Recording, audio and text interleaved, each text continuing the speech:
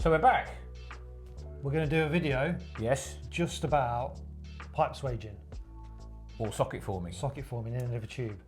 So anytime I do this on my social media, Instagram, we'll get questions about it because I've always done it because my dad did it, my granddad did it. But some people will have never done it, they'll have never seen it before. So whenever I post about it, I get questions. And the situation of why you would do it? Why would you? So if we were going to join two pipes together, we need to put a socket in. Yes. And if that was a soldered joint, it's two soldered joints. Yep. Socket forming, we form the socket in the end of the pipe, and then it's only one joint. So the tube slides inside the other tube. Tube within a tube. In my opinion, it looks better. Again, it's a skill. So it's just one of those things. Some people have always done it. Some people have never done it. It may be a locational thing as well, like you said before, with the soldering fittings being more prevalent up north in Scotland. But I'm going to show you how to do it. Cool. So I've got in the bag on the end there a socket forming tool. Ooh. Now I, throughout my whole career, used my granddad's socket formers, but with the prevalence of tool theft, I didn't want them to get stolen, so I've actually retired them. They're on the wall in my house along with his pipe bender. So I've got these Monument ones. If you watch this and you want to get some, just search for socket forming tool. They do a 15mm and a 22mm one. You can get a combined, which does 15 and 22, but in my personal opinion, just get one for 15 and one for 22. They're much better. So the thing about this, if we've cut and prepped our pipe, like in one of our previous videos, Yep.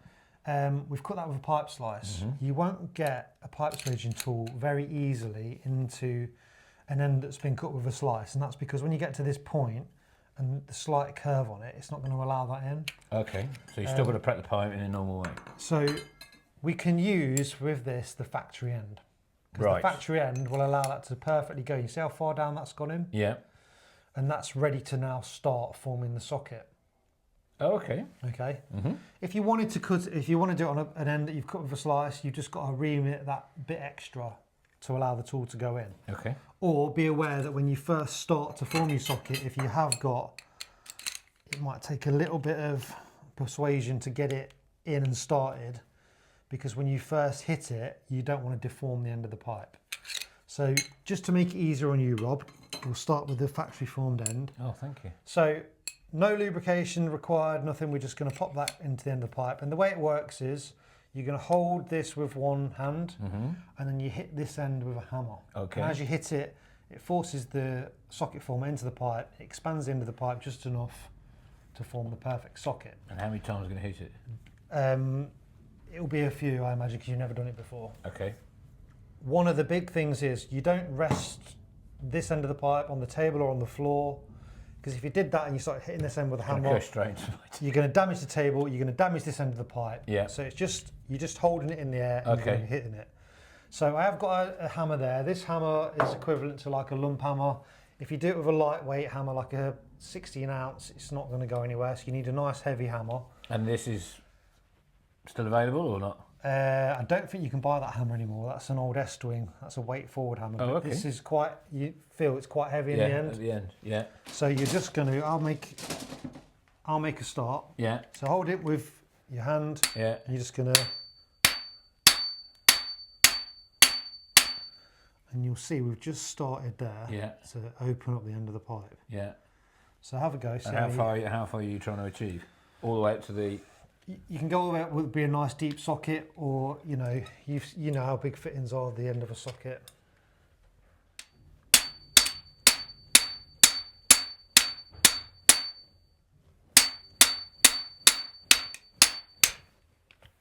Let's have a look.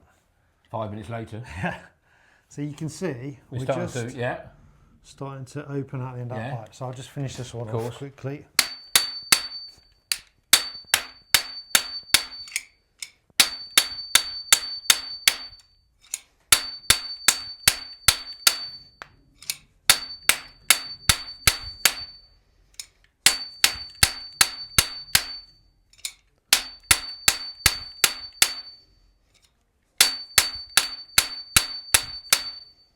Okay. So now I've got to get the tool out. Yeah. Sometimes this can be quite hard, but if you just give it a bit of that. And you can see there we've got a lovely socket formed on the end of the pipe. It's a bit smoky, isn't it? And that will perfectly take another pipe. So we've joined 2 pipes together. We're now just going to solder it in as we would a socket. Only one joint. They're very nice to solder on an upright. So if you're doing vertical pipes up to, say, a combi boiler, you're not going to have the issue where when you're soldering the underside of a socket, you get that solder run down.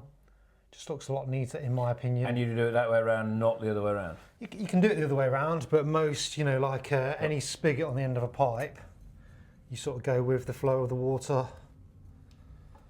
I just think it looks nice. Yeah, cool. You can do it with 22 mil. Here's a great tip.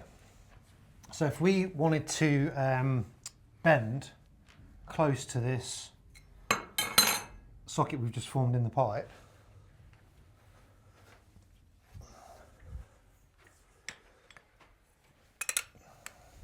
if we did that, we're going to damage that nice formed socket. So to get by that, if we really must have our bend so close, I'm just going to put a piece of copper in there, and that will then protect that socket and allow us to bend right next to it.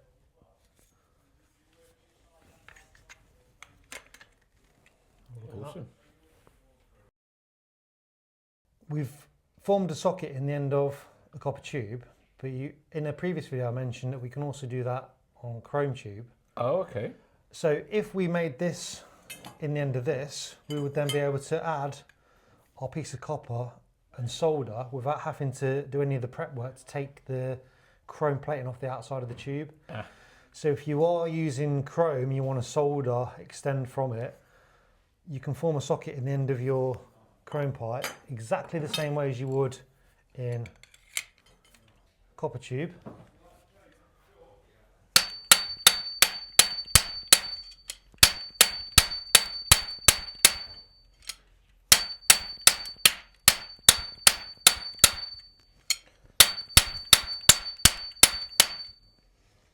Okay.